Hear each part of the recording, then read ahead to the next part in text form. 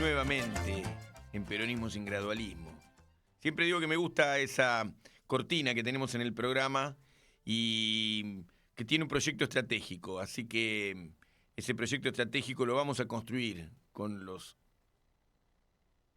hombres y mujeres de este país. Así que, bueno, estamos en un día de una semana de las más duras, de las más fuertes que hemos vivido, tristes en la historia del país. Francisco no dibujó su geopolítica desde los mapas del poder, sino desde las heridas del mundo. De Lampedusa a Gaza denunció la lógica del descarte y propuso una fraternidad nacida de los márgenes. Su legado no queda en los palacios, sino en las manos del pueblo que lo entendió, los humildes, los migrantes, los poetas sociales, los que aún sueñan y construyen otro mundo. En el año 2003, apenas 4 meses después de ser elegido Papa, Francisco eligió su primer destino internacional. Define que es Lampedusa, quien escribe esto que leo, y que después va llegando a lo que quiero llegar, o vamos a proponer en este programa, que es hablar de la visión geopolítica, estratégica, el proyecto de país, el proyecto de sociedad, el proyecto de humanidad. Y bueno, por supuesto, entonces la miniatura del programa en YouTube será el Papa de los pobres y el tercer mundo. Así que dice, además de pasar por Gaza, por el clamor por la vida, los barrios, que hay una economía de Francisco, una economía que se puede advertir en, por ejemplo, Laudato Si, que además de ser un proyecto medioambiental, una lectura de lo que pasa en el mundo por la degradación de los recursos naturales, la sobreexplotación de los bienes comunes. Me hace acordar mucho ese Laudato Si al mensaje a los pueblos y gobiernos del mundo que el general Perón en 1974 envió a los países del tercer mundo, justamente criticando la economía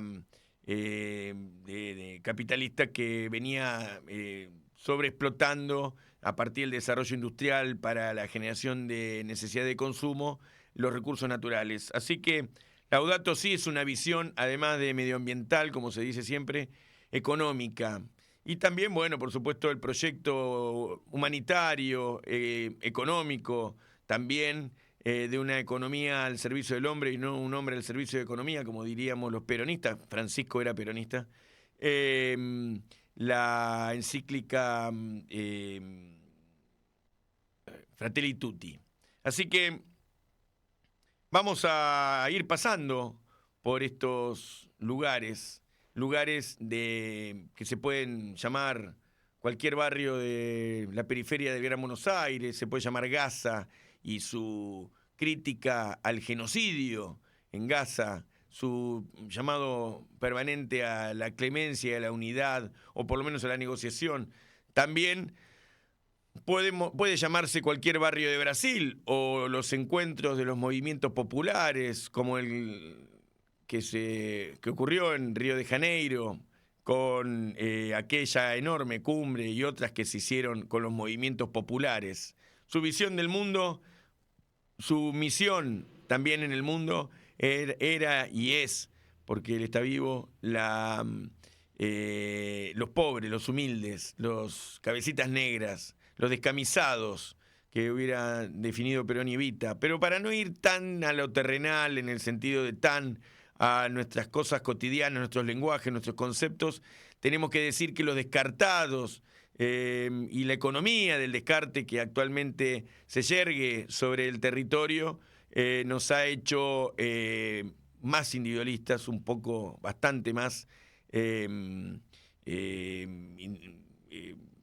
lejanos de la doctrina social de la Iglesia. Así que cuando yo empecé leyendo una nota, leía la nota de Diego Molinas, un compañero que fue seminarista, ha venido al programa varias veces, actualmente funcionario del Parlasur, y bueno, un hombre de la fe, de los seminarios, y también un hombre peronista, por supuesto. Así que está Diego acá, no sé si lo ven, estamos compartiendo con él la imagen, me doy cuenta, y tiene esa camisa rayada que alguna vez me regaló una parecida, en una situación que teníamos que entrar a algún lugar y yo no tenía una camisa. ¿Cómo andas, Diego, querido? Bien, qué gusto saludarte, Gastón. Qué grande. Gracias por este espacio. Mira, mientras que luego pasar acá a Arnold, porque va a estar con nosotros en el programa, eh, te- no sé si viste, escuchaste que empecé con tu nota. ¿Estás de acuerdo con el enfoque? Lo charlé con vos también al principio, pero para reforzarlo, que te planteé, que planteé al comienzo del programa, el enfoque que dice que que el Papa Francisco es el Papa o fue el Papa de los humildes y del tercer mundo. De nosotros, ¿no?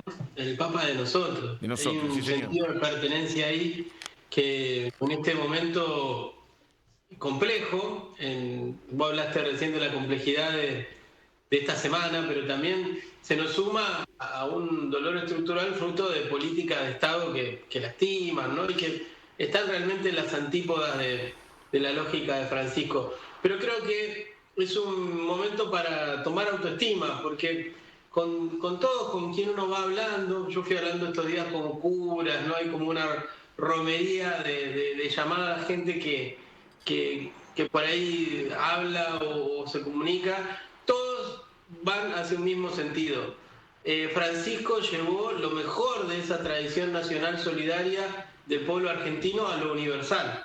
Llevó la calidez, la lógica barrial, lo que vivíamos hace unos meses atrás en el campamento en Punta Lara, esto de comunitariamente hacer, ayudar al otro, sostenerse. Bueno, eso que por ahí el mundo hoy lo trata de decodificar intelectualmente, académicamente, para nosotros es tangible y fácil de comprender porque es un acervo cultural potente de comunidad organizada, como vos decís, una síntesis del peronismo, pero también una síntesis de las mejores tradiciones de nuestra identidad nacional. San Martín no se quedó en Argentina, ¿no? Fue a liberar otros países, se animó a más y bueno, pudiéramos nombrar a tantos otros y otras, como en algún momento hablamos de algún metalúrgico que fue a Argelia también a hacer solidaridad. Es parte de nuestro acervo cultural la solidaridad y bueno, creo que es importante hoy recuperar autoestima y tener este diálogo de vuelta, ¿no?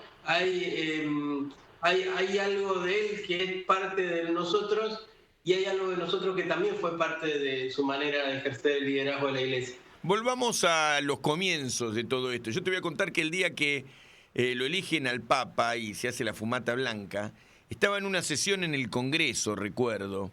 Ese día estábamos discutiendo algún proyecto de ley que hacía que estuviera todo el mundo tenso. Tengo el recuerdo de la tensión. No tuve el tiempo de ir a revisar qué discutíamos en el orden del día, pero...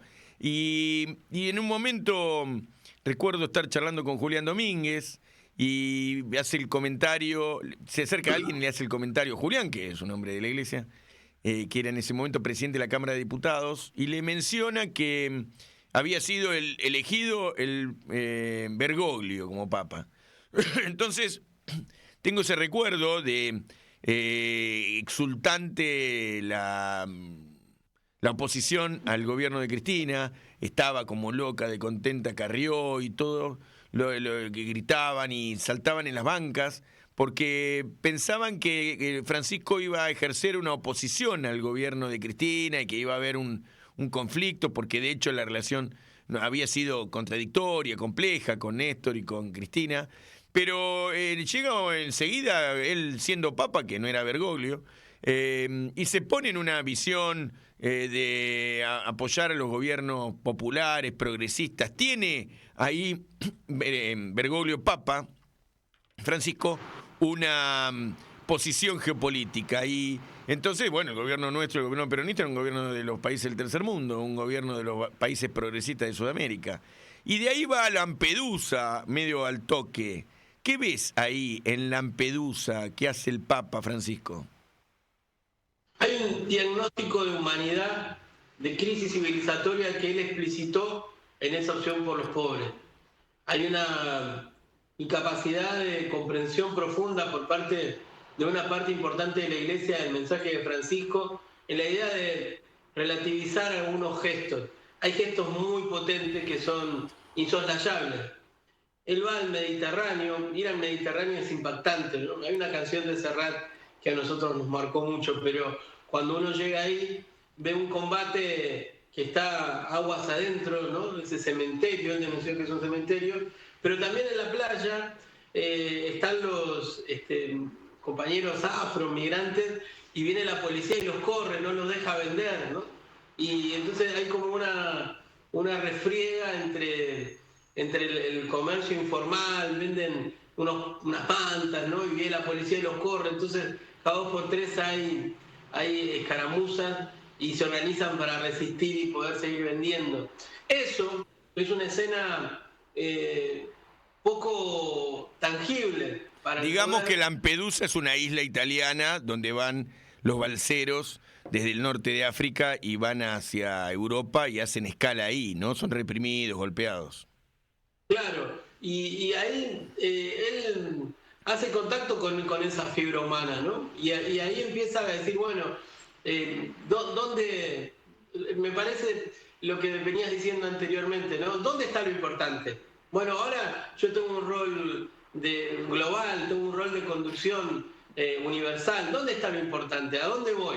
Y habría un montón de opciones a dónde ir, habría un montón de baños de pueblo, de recepciones, de cosas a donde él había podido decidir y decide ir ahí, ¿no? A esa realidad que también es una dimensión que cuestiona a esa Europa que fue la que generó el conflicto en Libia, ¿no? Que fue la que fue rompiendo la autodeterminación de los pueblos, los proyectos de cada uno de esos pueblos y que parecía hasta ese momento olvidarse de esa realidad. Bueno, él hace una opción fuerte. Entonces, hablaba yo de una geopolítica de las periferias porque desde ese lugar permitió hacer un diagnóstico de humanidad, una humanidad que está rota en una perspectiva de acumulación, en una perspectiva de poner todo en el eje de lo financiero, en el eje de hacer plata, y se va deshumanizando. Cuando él hace ese gesto simbólico, si el pontificado de Francisco hubiera durado solo ese día, ya hubiera sido una inflexión en la perspectiva de cómo se comprendía el mundo, cómo se comprendía lo civilizatorio y cómo se comprendía la condición humana. Él puso en el centro de la condición humana, estando cerca de aquellos que a una porción importante del poder le daba asco, ¿no? Le daba repulsión. Los pobres, los que se mueren, los que naufragaban. Vimos con mucho horror en algún momento el cuerpo de un niño ahogado en las olas, pero hay una naturalización. Francisco volvió a sacudir la humanidad, dejó de lado debates estériles y con la pasión, con las ganas de quien le dan un rol o una situación o un lugar en el que cree que puede hacer algo, fue ahí. Y de ahí interpeló, y creo que va a seguir interpelando a un concepto de humanidad que va dejando heridos, descartados en el camino. Hay una imagen que tengo siempre y es que los papas fueron siempre italianos, salvo con Juan Pablo II, que fue polaco, vino una época después de un papa alemán, Ratzinger.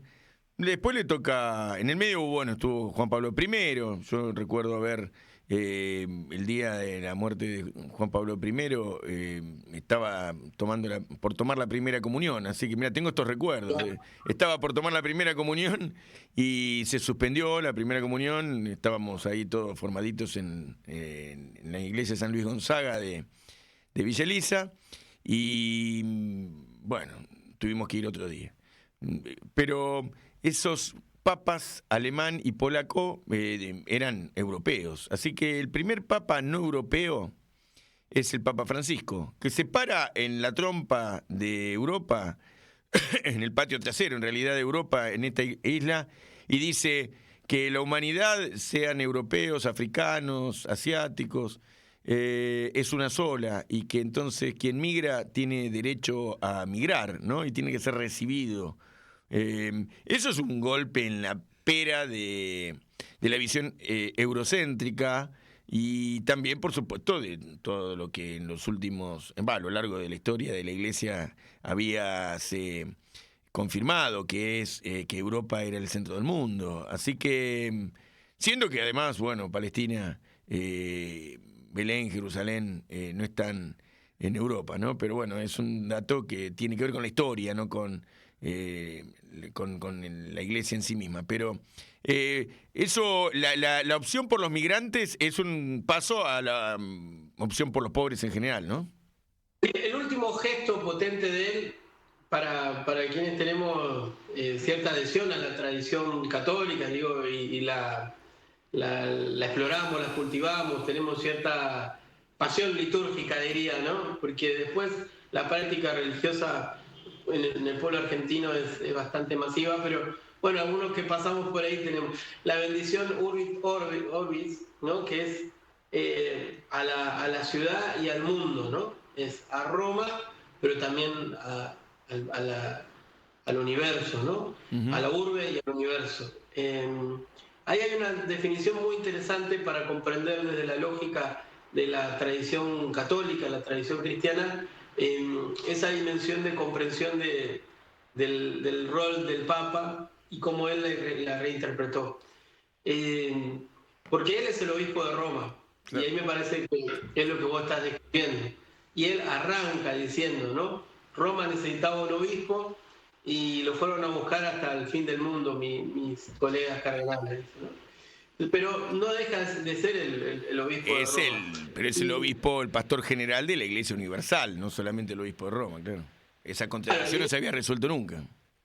Y en esa perspectiva, donde todavía el otro día es bueno, pero la Iglesia es monárquica, es un imperio, no es un imperio, tiene esa liturgia imperial, ¿no? Tiene esa lógica, bueno, el concepto de catolicismo es de ahí, de esa potencia universal, de gobierno universal, de administración, ¿no? De cierta voluntad de fe de una porción importante de la humanidad.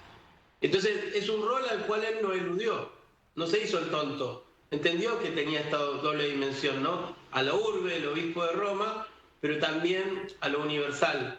Y desde ese lugar creo que él instaló un imperio de lo humano, ¿no?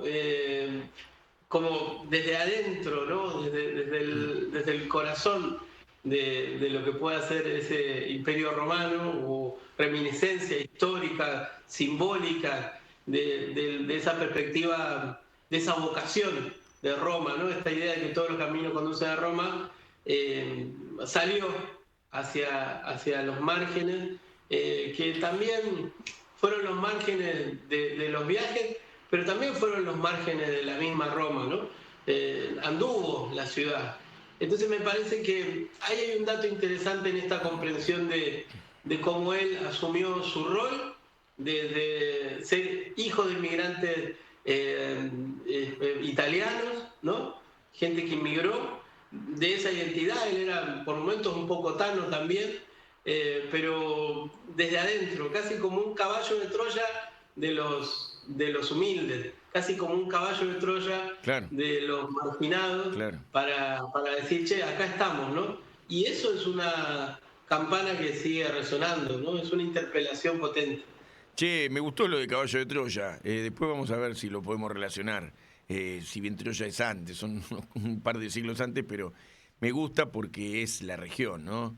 Grecia, Roma. Es una zona en disputa también, es una, ¿no?, zona en disputa, claro. Ahí, mira, te quería, antes de que vayamos, después vamos a ir a Gaza, la visión del Papa respecto del genocidio en Palestina, vamos a ir a ver Tierra, Techo y Trabajo, la relación de los movimientos populares, tenemos videos, me estoy comiendo que tenemos que ir metiendo algunos videitos, y tengo también la visión del Papa y el fútbol, por ejemplo, el Papa futbolero.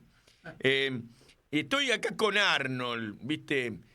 Roberto Moreira, un compañero, que también lo invité que esté acá en el programa, vamos a hacer un ensayo, por ahí lo contratamos.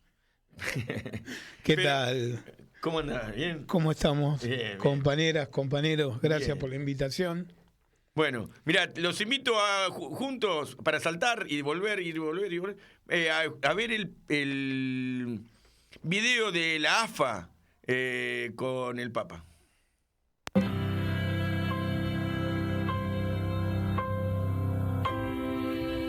Francisco, qué jugador. De esos que nunca perdieron la fe. Son elegidos. Aparece uno cada muchos años. Pero este fue distinto. Porque entró cuando por primera vez pidieron el cambio. Sí, hubo humo blanco. Pero no vino a vender humo. Jugó como siempre se juega en el fin del mundo. Con sacrificio. Siempre con los mismos botines. Y con los pies en la calle. El último capitán de la iglesia fue argentino. Nunca hizo la individual. Predicó siempre el juego en equipo. ¿Te suena conocido? Si hay algo que tuvimos con Bergoglio, es un dios aparte. Hagan lío. Argentino tenía que ser. Dejó tirado cuanto protocolo se le cruzó. Pidió perdón por faltas que ni él cometió. Hizo bailar a muchos privilegiados, hasta quedarse sin aire. Fue ahí cuando el mundo entendió lo importante que es tener un capitán argentino, cuando lo que se necesita es coraje. Puede que creas, o no, pero créeme, este semillero le dio un papa al mundo. Y cada vez que festejemos un gol al cielo, lo vamos a hacer con honores, porque ahora también tendremos allá arriba al Papa del Bajo Flores.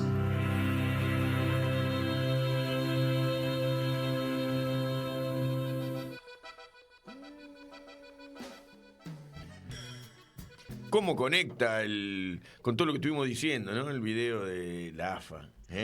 Para mí esto es algo impresionante. La verdad que por momentos como que se me erizaba la piel.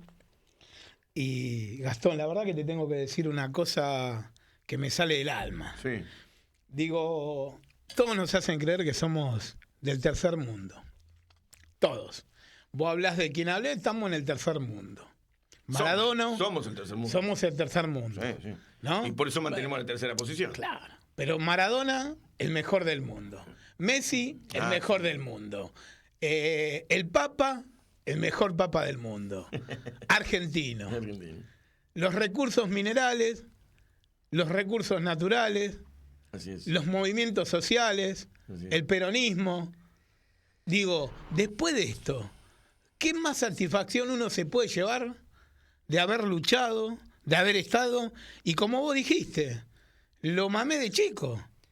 Estaba esperando tomar la comunión y me suspendieron la comunión.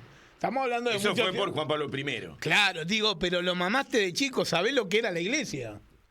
Digo, tuvimos curas, obispos y cardenales que fueron socios de la dictadura militar, pedófilos, y los sacó a todos, arrasó con todo. Cuando yo, católico, dejé de creer en la iglesia, el Papa me volvió a meter la iglesia en la cabeza y a volver a nombrar a Dios, porque hasta ahí yo me había desilusionado. Escuché mucho, vos sabés que eso en estos días, inclusive algunos que se decían agnósticos o periodistas, viste, que estaban fuera, que habían sido parte de la iglesia, que querían volver. Mi hija chiquita, que siempre, qué sé yo, está con el K-pop y con cosas que no tienen nada que ver con la iglesia, pero en estos tiempos se ha ido emocionando mucho y me pidió de ir a la iglesia.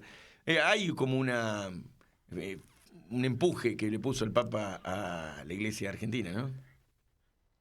Quiero regalarles a los dos una anécdota de cuando pude ir al Vaticano y lo pude saludar. Tu foto es hermosa, a ver, mirá. Era justo el día cuando se discutía la ley bases, justo ese día. Y quiero contarla porque tiene mucho que ver con lo que decía Arnold recién. Yo no sería lo que soy si la iglesia, los curas, no me hubieran dado la posibilidad de formarme, de salir. Y esa realidad en la cual para muchos de nosotros la capilla del barrio, la parroquia del barrio, en el 2001, cuando todo estaba roto, era un lugar de resguardo, de refugio. Yo a veces con compañeros del trabajo, en este trabajo en el que estoy hoy, cuentan, bueno, el equipo de rugby, el equipo de natación. Nosotros no teníamos tantas opciones, teníamos la capillita del barrio. Pero ahí ya se ensayaba una lógica de lo comunitario. Mi papá fue militante del movimiento villero peronista en la Villa 20 de Lugano, y ahí trabajó con Alice Dumont, una de las monjas francesas que después fue desaparecida por la dictadura en la iglesia de Santa Cruz con el trabajo de inteligencia de Astiz. Eso también es parte del capital familiar, ¿no? Simbólico, esa idea de que desde hace mucho tiempo, y seguro por mucho tiempo más hacia adelante, vamos a pelear contra la injusticia. Cuando yo viajé esa vez a Roma fue un poco de casualidad, era una escala, yo estiré lo que pude esa escala y dije, bueno, voy a tratar de verla. Y ahí, por mensaje, buscando a ver quién me podía ayudar a verlo, a estar ahí con él, conecto con Genevieve, que es la monjita que se vio en estas últimas horas. Están todos los cardenales y entra una monjita con una mochila verde y se queda 20 minutos rezando frente a él. Esa Genevieve es sobrina de una de las monjas francesas y ella me posibilitó a mí ir a una de las audiencias. Ella, todos los miércoles, ella vive en un carromato de circo en Ostia, con trabajadoras del circo, trabaja con la comunidad LGTBIQ+, trabaja con mujeres trans, y todos los miércoles ella lleva hasta ahora, espero que siga siendo así, diferentes militantes, diferentes compañeras trans, militantes del colectivo LGTB, trabajadoras a visitar al Papa en la audiencia. Entonces estaban los mandatarios, los jefes de Estado, ¿no? Los artistas, y había una fila que siempre se reservaba para la gente que llevaba a Genevieve. Yo fui con ella. El encuentro con él fue eso. Yo le dije, bueno, te traigo para que vendías esta bandera, hoy es un día doloroso, y entonces me dijo, sí, hoy la patria duele. Y ¿Qué era el día? ¿El día de qué era? Era el día que se trataba la ley Bases. Ah, cierto, sí.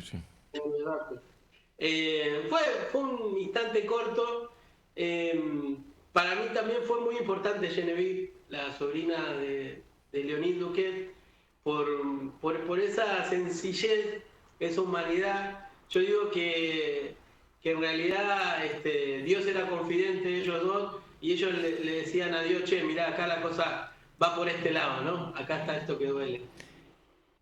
Para mí, que nací en Budge, la legitimación siempre fue algo complejo para muchos de nosotros.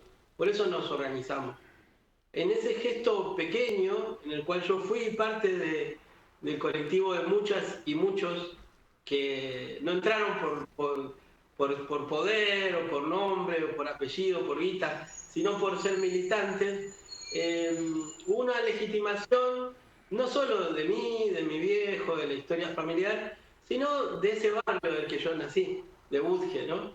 Desde ahí, para algunos curas fue mucho más fácil llamarme, hablarme, ¿no? Entonces yo creo que esa fibra sensible, de mate, de identidad nuestra, fue una potencia tremenda, capaz de reconstruir mucho del humano que estaba roto, y yo me siento parte de eso.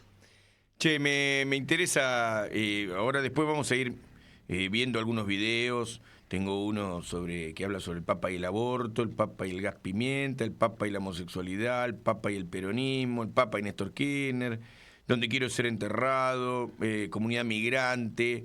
Pero para hacer meternos a fondo en la nueva iglesia del Papa, además de Lampedusa, inmediatamente el hombre fue a Brasil, Copacabana, y ahí empezó a horadar la lógica aristocrática, oligárquica de una cierta lectura o superestructura en la iglesia, y entonces se reúne con los movimientos populares. De allí surge la Tierra, Techo y Trabajo. Nosotros lo conocemos por el lado de la UTEP, porque junto con los movimientos, integrando en la UTEP, nuestras organizaciones fueron parte de esta movida. ¿Quieren que veamos el videíto y hablamos un poco sobre eso con ambos? Estoy desesperado por verlo a Arnold hablar sobre el tema.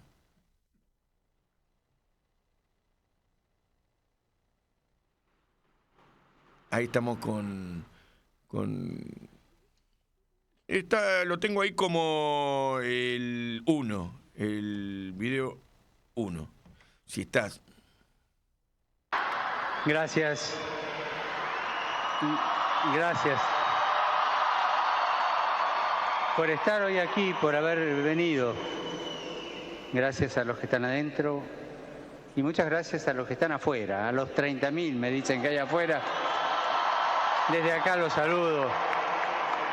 Están bajo la lluvia.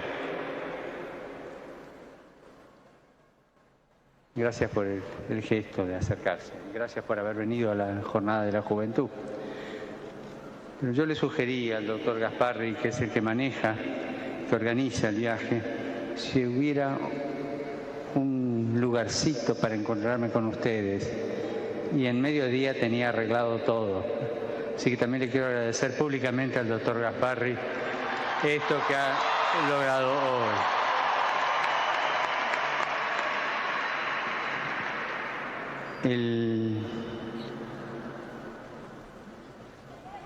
Quisiera decir una cosa. ¿Qué es lo que espero como consecuencia de la Jornada de la Juventud?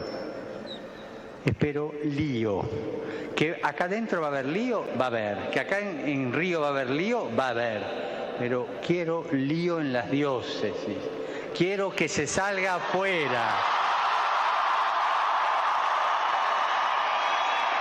Quiero que la iglesia salga a la calle. Quiero que nos defendamos de todo lo que sea mundanidad, de lo que sea instalación, de lo que sea comodidad, de lo que sea clericalismo, de lo que sea estar encerrados en nosotros mismos. Las parroquias, los colegios, las instituciones son para salir. Si no salen, se convierten en una ONG. Y la iglesia no puede ser una ONG. ¿Ah?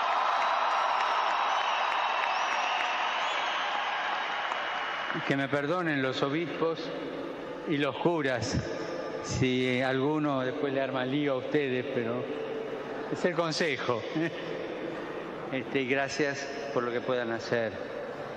Miren, yo pienso que en este momento esta civilización mundial se pasó de rosca, porque es tal el culto que ha hecho al Dios dinero que estamos presenciando una filosofía y una praxis de exclusión de los dos polos de la vida que son las promesas de los pueblos. Exclusión de los ancianos, por supuesto, porque uno podría pensar que podría haber una especie de eutanasia escondida. Es decir, no se cuida a los ancianos, pero también esta eutanasia cultural, no se los deja hablar, no se los deja actuar.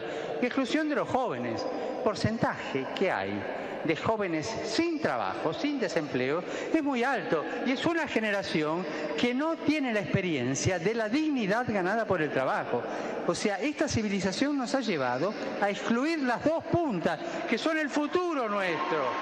Entonces, los jóvenes tienen que salir, tienen que hacerse valer. Los jóvenes tienen que salir a luchar por los valores, a luchar por esos valores. Y los viejos abran la boca, los ancianos abran la boca y enséñennos transmítanos la sabiduría de los pueblos. En el pueblo argentino, yo se lo pido de corazón a los ancianos, no claudiquen de ser la reserva cultural de nuestro pueblo que transmite la justicia, que transmite la historia, que transmite los valores, que transmite la memoria del pueblo. Y ustedes, por favor, no se metan contra los viejos, déjenlos hablar, escúchenlos y lleven adelante. Pero sepan que en este momento ustedes, los jóvenes y los ancianos, están condenados al mismo destino, exclusión. No se dejen excluir. ¿Está claro? Por eso creo que tienen que trabajar.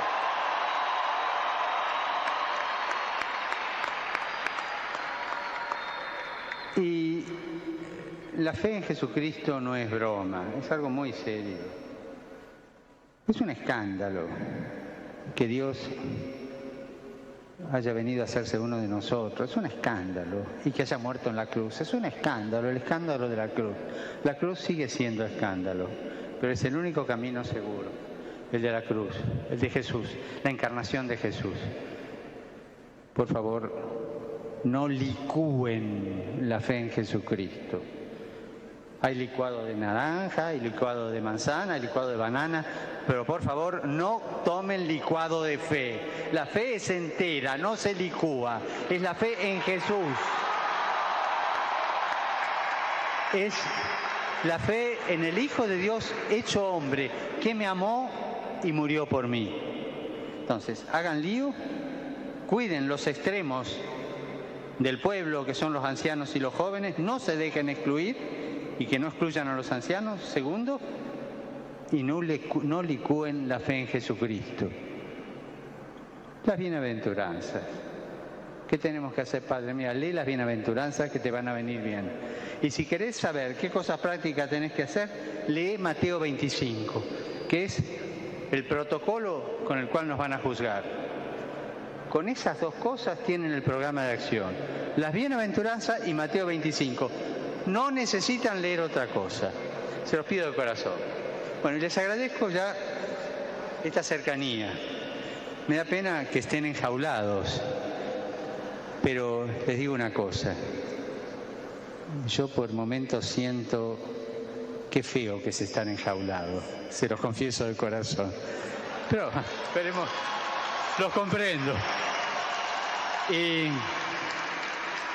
me hubiera gustado estar más cerca de ustedes, pero comprendo que por razón de orden no se puede. Gracias por acercarse, gracias por rezar por mí. Se los pido de corazón, necesito de la oración de ustedes. Necesito mucho. Gracias por eso.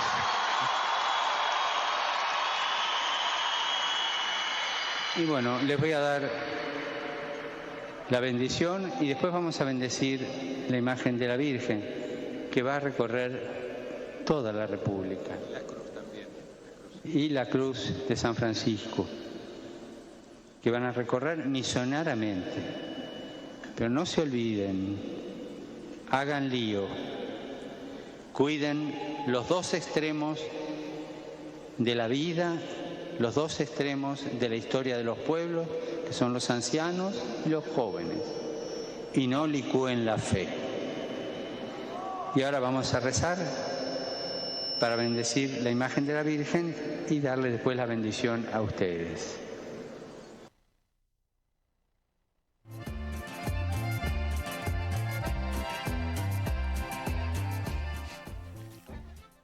¿1745, 1750? La verdad que no tengo en este momento la fecha clara, pero los jesuitas habían sido expulsados de la Argentina, y la Argentina envió un jesuita a la Santa Sede, y con él vinieron todas estas cosas que fueron, todas estas medidas, estas doctrinas, esta política que fue revolucionaria. Hoy hablábamos con Gaby Ocampo, creo, a ver qué carácter le poníamos al programa, si había que hablar de reforma, de revolución. Estos conceptos que también son muy de la política moderna, pero el tipo transformó las estructuras de la iglesia siendo un jesuita, casi una venganza latinoamericana, ¿no? Respecto de la visión de los Borbones europeos en su momento y, bueno, por supuesto, la visión eurocéntrica, en todo caso, en la etapa de la hispanidad. Estamos acá con Viviana Maceo. ¿Maceo cuánto era, Vivi? Maceo Pereira. Maceo Pereira. Maceo Pereira, que me confesaba que era de origen portugués, y entonces el negro Arnold, que bueno, habrán visto, es un compañero afrodescendiente. El negro, yo soy rubio, che. El negro. Y decía, uruguaya. Y ella es uruguaya. Así que estamos nunca mejor que en esta mesa, junto con Diego, de origen paraguayo también, porque su padre era paraguayo, y del movimiento villero peronista, hablando sobre el Papa latinoamericano, de los pobres y del tercer mundo. Así que, ¿cómo lo vieron? A mí me encantó siempre, cuando él dice, hagan lío, pero no solamente acá, dice, sino hagan lío en las diócesis, o sea, en los barrios, en los territorios, vayan a dar vuelta a las iglesias, ¿no? Yo la verdad que...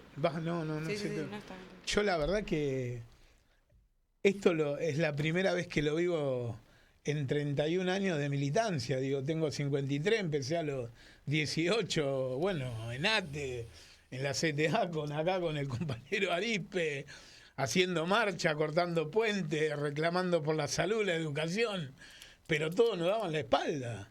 Yo las cosas que escuchaba recién, que lo vi la otra vez, se me ponía la piel de gallina. Fue como cuando Néstor dijo, si no cumplo, que me echen, claro, que el pueblo me castigue. Que nos quedan tantas cosas del Papa, tantas cosas, y una de las cosas más tristes es que no haya podido venir a la Argentina porque tenemos un gobierno neonazi. Uh-huh. Porque le faltó el respeto, no por ser papa, sino por ser peronista y por estar con los negros, por estar con las organizaciones sociales, por defender a los que menos tienen. Sí. Por eso me siento triste, pero la verdad se nos fue una parte de la vida, pero la vida de todos los que militamos por el bien del otro. Esa es mi reflexión después de este video, que me siento, la verdad, no se me caen las lágrimas porque soy fácil de llorar, pero escuchar eso, salgan, y juntar a la juventud, es lo que todos anhelamos, es lo que todo, uh-huh, es lo que cada uno que militó, que es grande, ¿qué quiere? Tener su reemplazo, la juventud. Fui al campamento de octubre, donde la juventud se puso a jugar al fútbol con los viejos. Nos cagamos a pelotazos, le ganamos a los viejos, le ganamos a los jóvenes. Ver a los pibes y después escucharlos, la verdad que se me pone la piel de gallina. Y la verdad, te digo la verdad, una envidia sana, la verdad que haber estado al lado del Papa, haberlo saludado, y eso te tiene que dar, no sé, hoy por hoy, no sé qué decirte, no sé si felicitarte, no sé qué debe pasar por tu cabeza, la tristeza, la alegría, la emoción, no sé, pero la verdad que para mí quiero una foto tuya, porque la verdad no cualquiera tuvimos la posibilidad de estar con una persona que para los argentinos y para los 66 países que el Papa recorrió va a quedar en su memoria. Uh-huh. ¿Vivi? No, me quedo con sus palabras de hagan lío y de justicia social, siempre hablando a favor de los pobres, de sentir compasión, de sentir caridad. Y nada, me parece una ironía ahora todo lo que está pasando con este gobierno, que se están peleando por quién va a Roma, y los que tienen más dinero buscan sacarle dinero al Estado para viajar a Roma, pero no ¿por qué no lo hicieron antes, cuando estaba vivo? O sea, son unos hipócritas. Es una ironía total y nada, me parece un bajón. Milei hablaba de que era un enviado del demonio, ¿no? Era la representación del diablo. Del diablo. Así que... Y bueno, un tema también con la religión, porque bueno, Milei es judío. Sí, era hasta hace un par de años era evangelista, pero después hizo judíos en el gobierno. Milei, y es el presidente sionista que tenemos en este momento. Lamentablemente, si vamos a sacarle un perfil a Milei, decime si, no sé si es ser humano, habría que tocarlo. ¿Qué querés que te diga? Digo, vamos a discutir un poco, porque recién el compañero Arnold Moreira dijo que por Milei o por no sé quién no vino el Papa a la Argentina, pero el Papa tuvo 12 años, con lo cual es probable que tengamos que asumir que los peronistas nos perdimos haber tenido un Papa peronista en la Santa Sede, ¿no? Y entonces, ¿qué es lo que pasó? Que en el peronismo el Papa, si bien los militantes lo recordamos, lo tenemos presente, hicimos tierra, techo y trabajo, en los barrios, en los comedores, las ollas populares, las unidades básicas, estuvo la estampita y estuvo esa idea de sus ideas volcadas en las encíclicas, su palabra, esto de hacer lío, en la conducción del peronismo, en, no sé, los candidatos a presidente, los presidentes y demás, no estuvo el Papa. ¿Qué pasó? ¿Nos perdimos el peronismo una oportunidad histórica? Es para discutir, es para meter un poco una granada arriba de la mesa y discutir sobre esto. Puede decir Urbit, Orbit, Orga, ¿no? Porque también es una interpelación a la orga, a la lógica de lo que concebimos como dogma, como concepto orgánico, jerárquico, ¿no? Y hablo de esas tres dimensiones porque por un lado está esta dimensión de la ciudad, del mundo y también de la comprensión organizada que hacemos de los fenómenos que pasan, ¿no? Hay una conciencia en Francisco que se veía en el discurso de ese anquilosamiento, en ese caso de la iglesia, era claro que era hacia la iglesia, pero también hacia otras estructuras, y una utilización de los recursos que son los jóvenes. Dice, bueno, están acá conmigo, los puedo reunir, están acá, vayan y muevan eso porque yo solo no puedo. Hay una constante, un planteo en él constante sobre esta idea de solo no puedo, ¿no? Cuando dice ahí que yo sé lo que es sentirme enjaulado, encerrado. Ahora, hay una realidad que me parece que es importante ver, y es que él hizo una opción por ir a los países a los que nunca había ido un papa. Y viendo también una economía de esfuerzo en términos de cuáles eran las iglesias que estaban creciendo. Ahí hay una perspectiva geopolítica interesante en términos de comprender lo que está pasando en África, en Asia, ¿no? Esas grandes multitudes que se están sumando al catolicismo, y ahí hay una cuestión, digo, que también es técnica.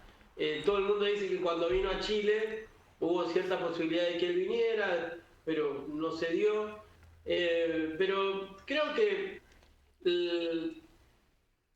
hay una necesidad de conmovernos con aquello que nos hace ser quien somos y dejar de lado ciertas perspectivas egoístas que dicen que un nombre, que una definición puede ser más potente que una construcción colectiva.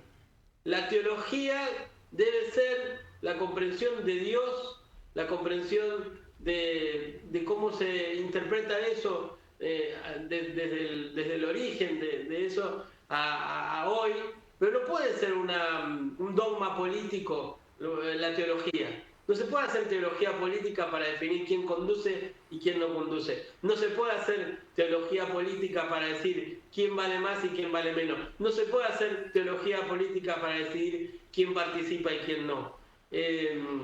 Casualmente, invirtiendo los roles, el orden de la frase, Francisco desde la teología supo hacer política. Y la política que supo hacer fue despojarse de esos personalismos, de esos individualismos, y él, que casi jurídicamente tenía, o canónicamente, pero jurídicamente, la posibilidad de asumirse representante de Dios, no lo hizo, al revés, ¿no? Trató de ir a las dimensiones más entrañables del humano, de lo simple. Es fuerte que a veces tengamos liderazgos políticos que hagan la posición inversa de querer asumir, como hacían los viejos emperadores, designios divinos o características divinas.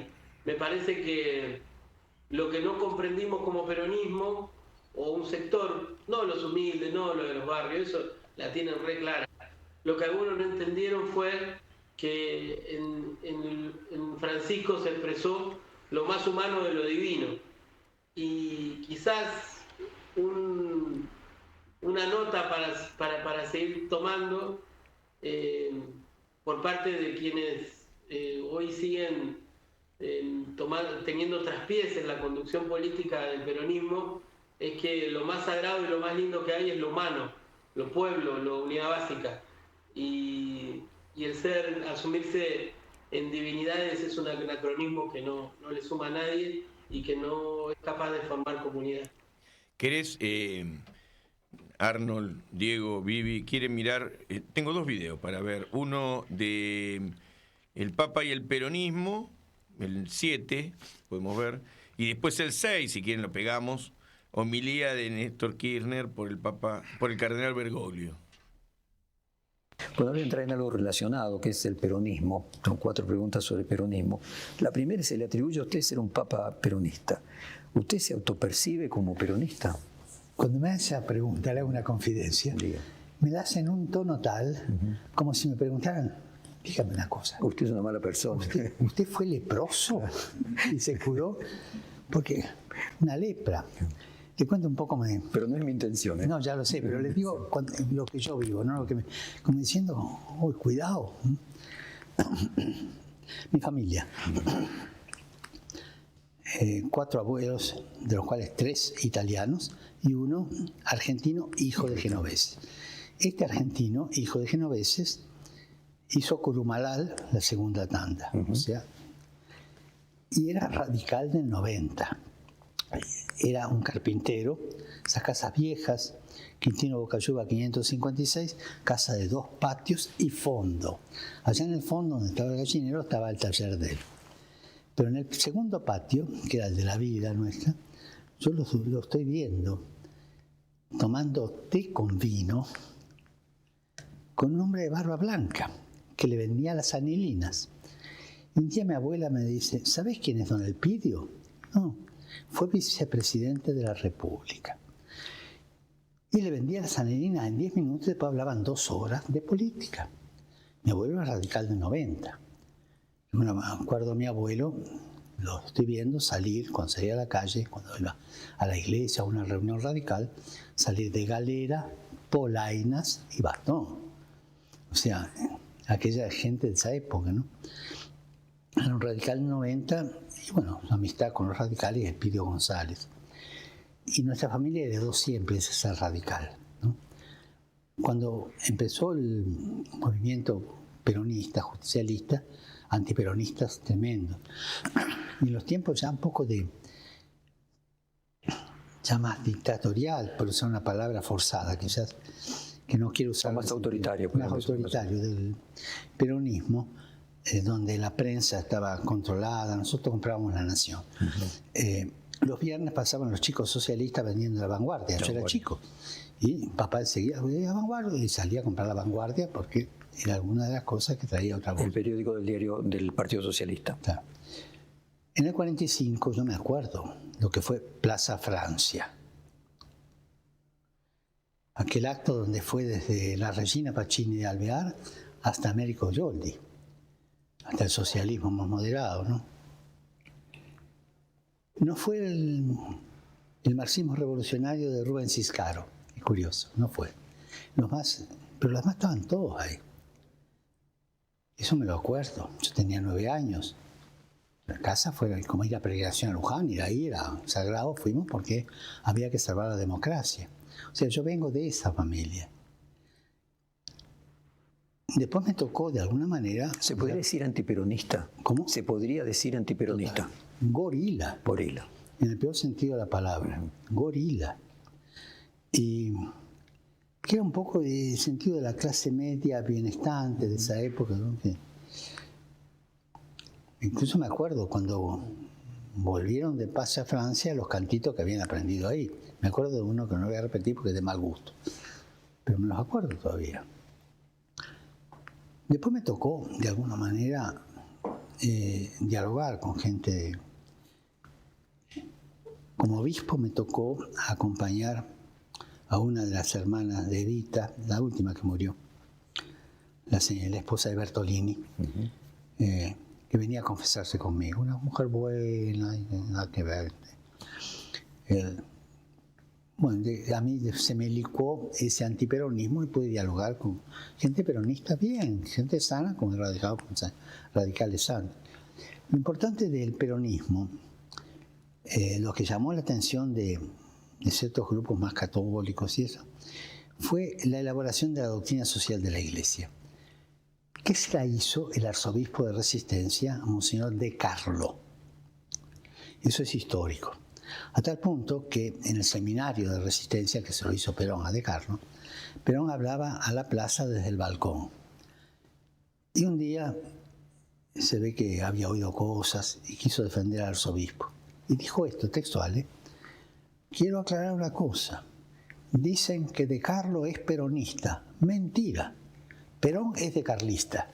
O sea, ahí había una fusión. ¿Por qué? Porque De Carlo le dio la redacción de la doctrina social de la Iglesia que Perón la asumió, ¿no? O sea que el peronismo es un movimiento popular que tiene un largo camino y que convocó mucha gente con proyectos de justicia social y un momento político.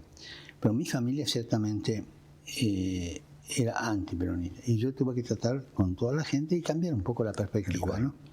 Incluso historias más domésticas que me contó la señora de Bertolini, que fue la última que murió de las hermanas, a mí me abrían los ojos de la crueldad de lo que fue también la persecución de la Revolución Libertadora. Esa es verdad. ¿Y qué atribuye usted que se lo indique como peronista a usted? ¿Por qué los demás le atribuyen? Independientemente que es algo peyorativo, como usted decía, es una manera que tienen de encasillarlo. Sí, o sea, porque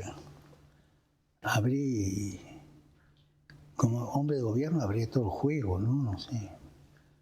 Incluso ahí me acusaban de ser de la institución esa Guardia de Hierro. Sí, tengo casualmente una pregunta sobre ese tema. Porque cuando hubo que pasar la Universidad de El Salvador a los laicos, se hizo un grupo de laicos, ¿no?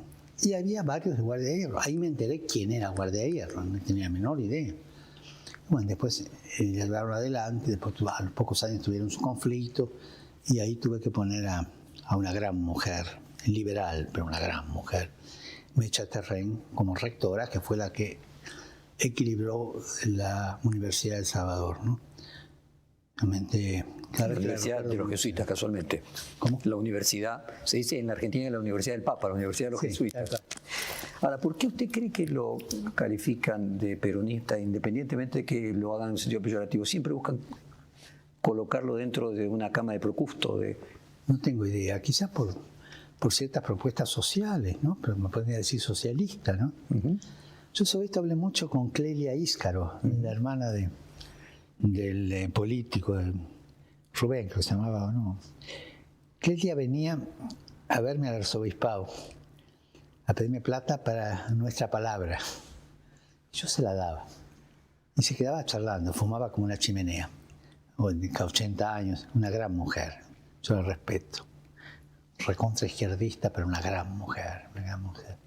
Como otras mujeres políticas, como Alicia Moró, por ejemplo, que también la conocí, las grandes mujeres. Hermosa mujer, sí. Alicia Moró fue esencial en la fundación de Perfil. Ya me da mucho coraje en ese sentido. Bueno, avancemos en el punto de lo que usted ya mencionaba, ¿no? En 1893 el Papa León XXIII, en la encíclica Rerum Novarum, dio su apoyo al derecho laboral y a la formación de los sindicatos. Y el peronismo obviamente tiene mucho que ver con eso. ¿Cuál es su visión actual sobre el papel de los sindicatos?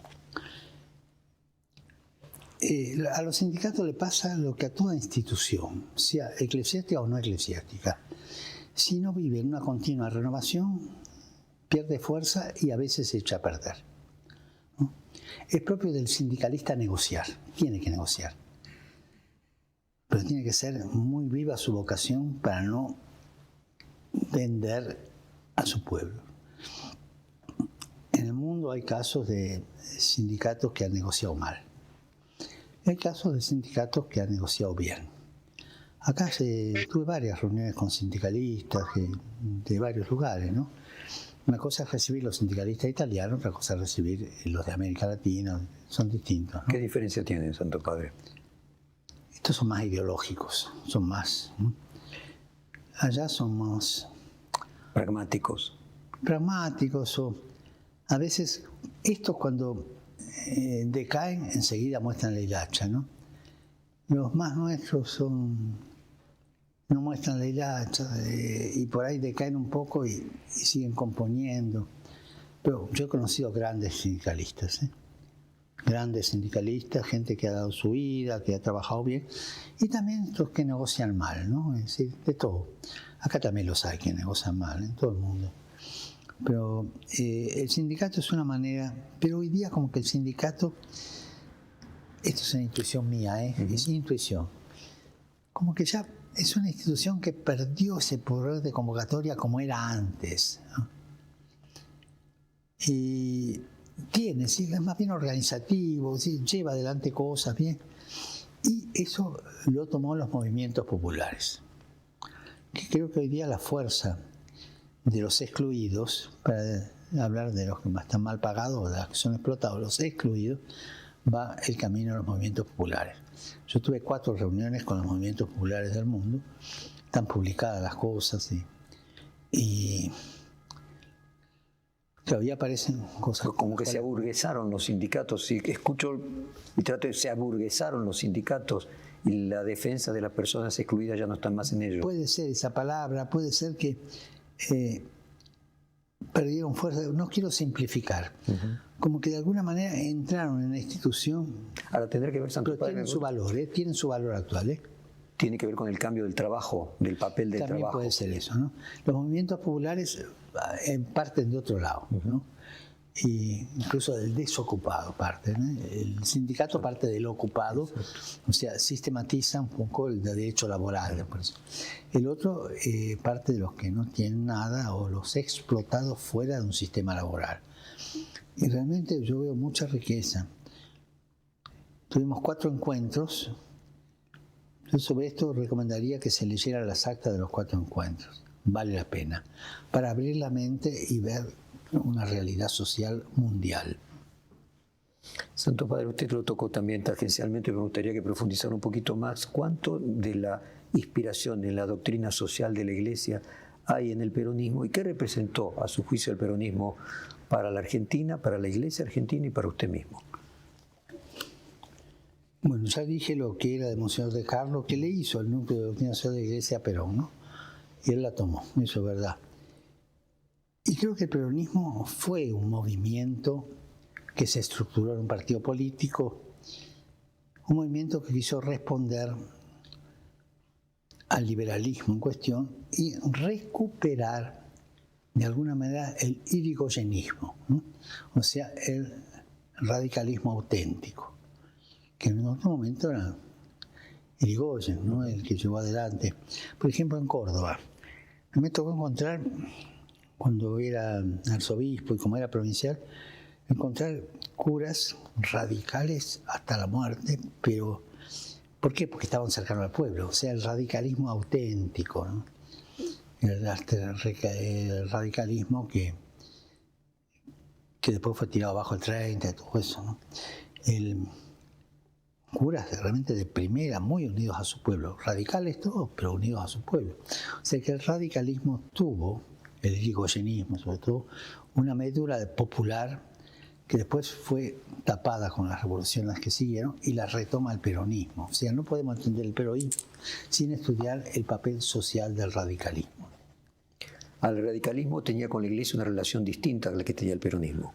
Sí, era distinta. Más agnóstica, para decirlo de alguna manera. Más agnóstica, más liberal, más incluso a veces anticlerical en algunos casos. Sí. Ahí digo, concretamente. Esa sería la diferencia del peronismo. Toma de la Iglesia Católica, es mucho más amigable con la Iglesia Católica. Y ahí entran también las ayudas económicas, ¿no? Yo siempre le digo a los curas, ten cuidado cuando los gobiernos te ayudan demasiado.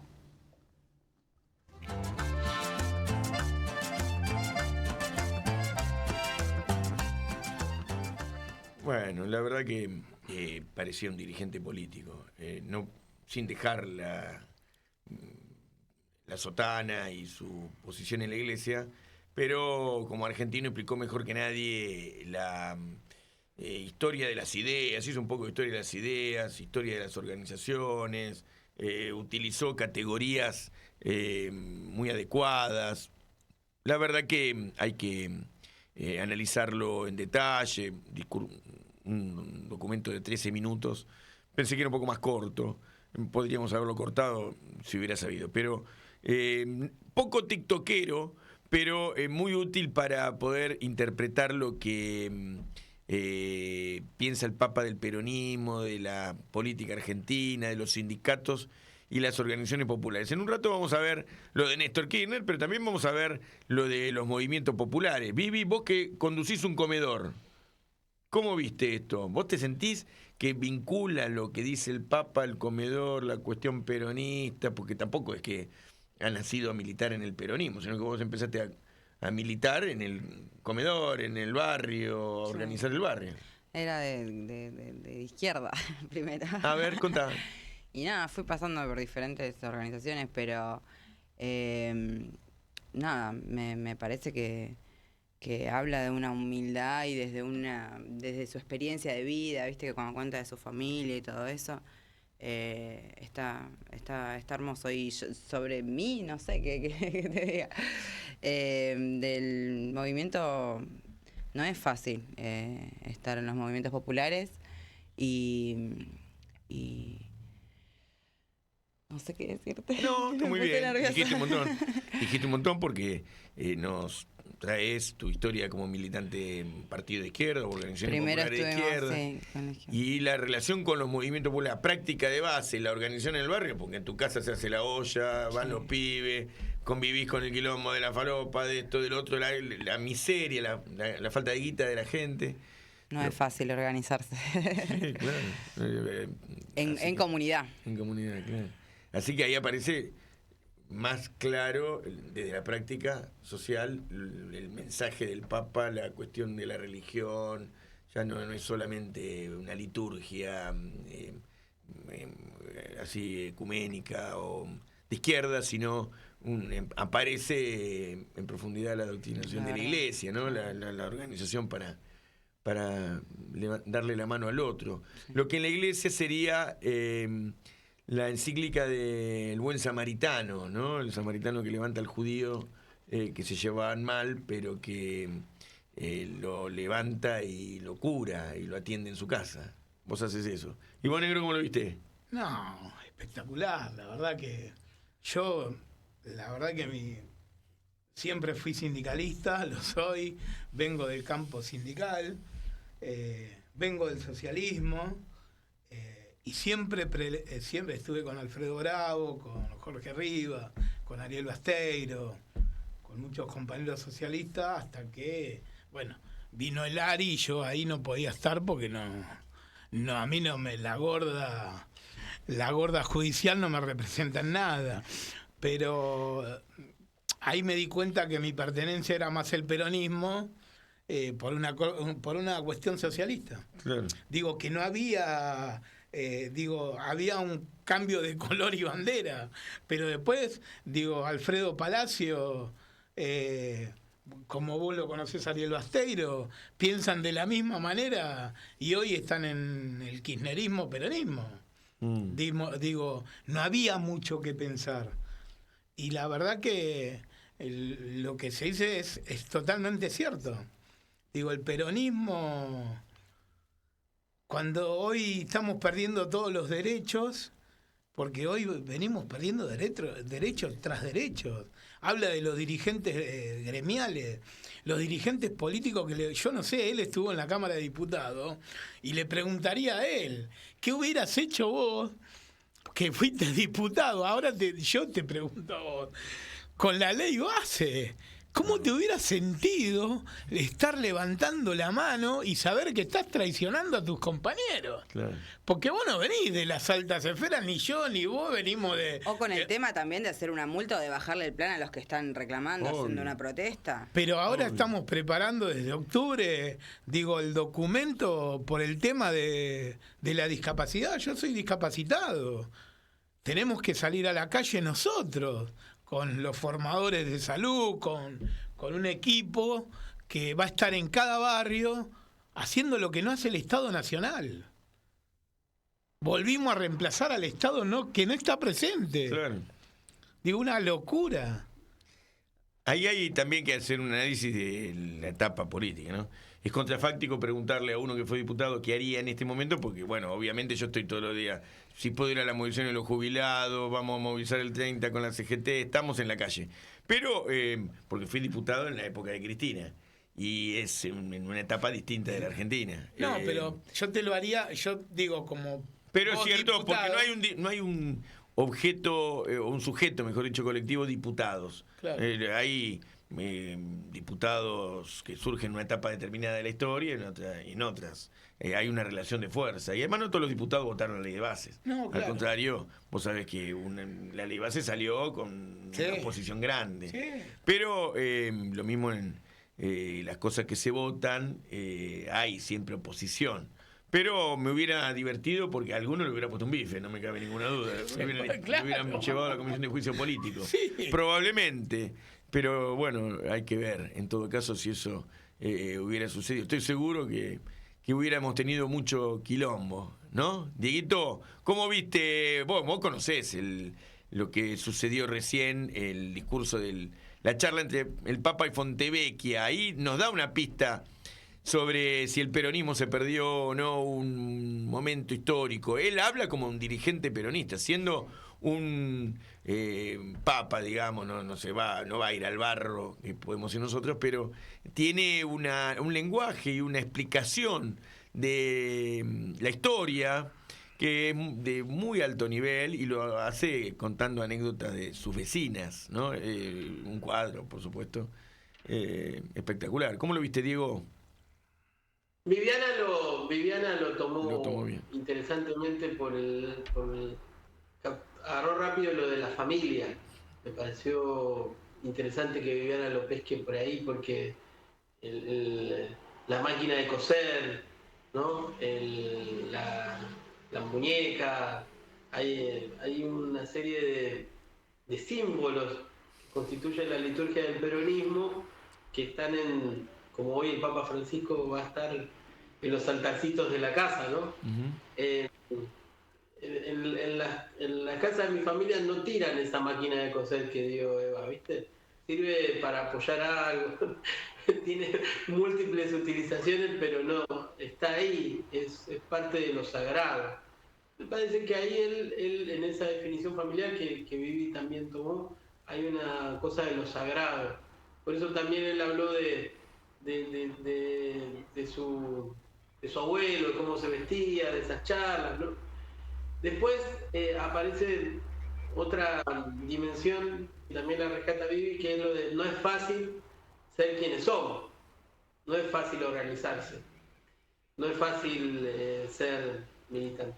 Y después Arnold también lo toma desde la dimensión de la comunidad, que es la que puede responder. Ahí aparecen tres niveles. Uno, somos esto porque es un arraigo que traemos, hacemos lo que hacemos porque no podemos ser indiferentes y no podemos adherir a la meritocracia porque entendemos una lógica comunitaria. El buen samaritano, esa parábola de Jesús que él relata, tiene varias imágenes, pero una imagen interesante es que primero pasa un cura y no lo ayuda. Después pasa uno que era muy practicante y tampoco lo ayuda. Y el que lo ayuda es un samaritano, que tiene una enemistad casi como la que nosotros tenemos con los ingleses. Era una enemistad profunda, no podía nadie que tocaba a un samaritano participar de las oraciones, los actos comunes. Tengamos en cuenta que era una época que no había autos, aviones y demás, así que los barrios estaban distantes de 10, 20, 30, 50 kilómetros. Sin embargo, esa vecindad era una vecindad de guerra, ¿no? Entre samaritanos y judíos. Y bueno, y en los caminos a lo mejor se encontraban gente que estaba, que se peleaban al borde de la muerte, ¿no? En los lugares comunes. Aparece todo el tiempo esa tensión con Jesús y los samaritanos. Claro. Hay una otra imagen con la samaritana donde él le dice que no, mirá qué fuerte, él le dice, no se le saca la comida a los hijos para darle a los perros. Así, ¿no? Era un nacionalista también. Claro. Y ella le dice, pero hasta los perros buscan lo que cae en la mesa. Y ahí él tiene también un sacudón. Pero digo, esta imagen del samaritano, del que ayuda, del que es solidario, del que ve a alguien que está roto y no piensa, ¿no? Arnold sabe mucho de eso, Viviana también. Es lo que Francisco rescata para decir, son poetas sociales, hacen poesía porque transforman una realidad de dolor en una situación de esperanza, de organización, de comunidad. Y hay ahí, primero, amor hacia Arnold, hacia Vivi, hacia tantos y tantas que él conocía, porque había trabajado con ellos. Hay una cuestión amorosa, hay una definición política. Yo no voy a sumarme a decirle planero, a estigmatizarlo, yo voy a levantar, voy a reivindicar lo mejor de ahí. Y hay también una definición teológica, ¿no? De decir, bueno, si quieren ver por dónde anda Dios, ahí está. Búsquenlo en los comedores, búsquenlo en las ollas populares, búsquenlo en estos que hoy encarnan a ese samaritano, pero también encarnan lo mejor del humano. Ir a un lugar común es decir que él nació en un pesebre, que fue un hijo de carpintero, que tenía olor a heno y a los animales con los que se cobijó en los inviernos, seguramente siendo niño, bebé. Entonces ese nacimiento y el posterior exilio, migración de su lugar natal, y bueno, la persecución constituye un sujeto muy parecido al sujeto latinoamericano, a las personas de nuestros barrios que migrando por persecuciones de distinto tipo, por falta de guita, se cobijan con otros y buscan en ese pesebre, que a lo mejor es un comedor o una unidad básica, lo que fuere, en un barrio, ¿no? Buscar la solidaridad. Sí, está buena la imagen, porque también me parece que es el reconocimiento de una situación de humanidad en disputa, ¿no?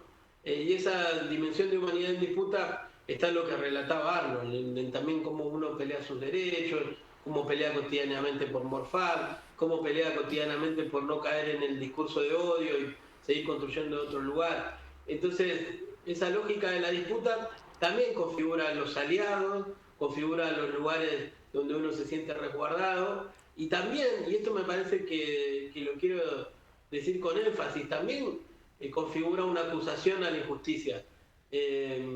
Francisco no hablaba de los más, de los ricos, de los poderosos, como parte de lo mismo. Él denunciaba, era muy enfático, él llora cuando habla de la injusticia, cuando habla de las bombas, cuando habla de un pueblo que está siendo bombardeado, llora, ¿no? Entonces, y que hay que salir a hacer lío, hay que salir a hablar. La comprensión de esa dimensión del humano también te lleva a acusar y a denunciar. El Evangelio, la palabra de Dios, vista desde un punto de vista teológico, no es solamente anuncio, también es denuncia.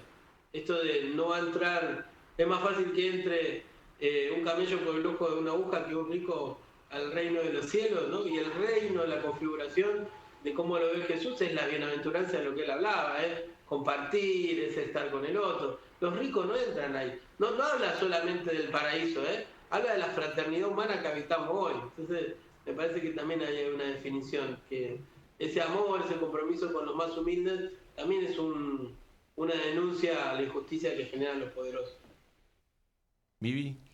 No. Que pensé que quería decir algo. Mira, tengo una propuesta. Si quieren, vemos antes de pasar al lugar más escabroso y además en este momento más debatido, que es la posición del Papa y el aborto, la comunidad LGBT y el Papa y el machismo, ahí le vamos a pedir a Vivi que puede charlar un poco también con Arnold y con Diego, por supuesto. Me gustaría ver el Papa y el gas pimienta, porque estamos hablando de los pobres, de las luchas, de los movimientos populares, y el Papa tuvo definiciones geniales, como solía hacer, ¿no? Me hicieron ver una represión, un filmado de una represión, hace una semana, un poco menos quizás.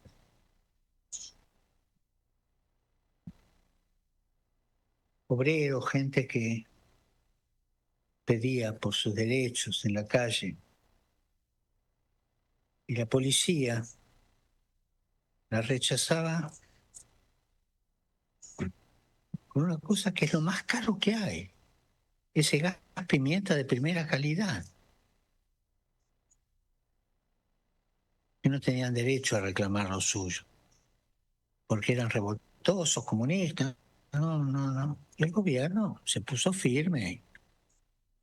En vez de pagar justicia social, pagó el gas pimienta, le convenía.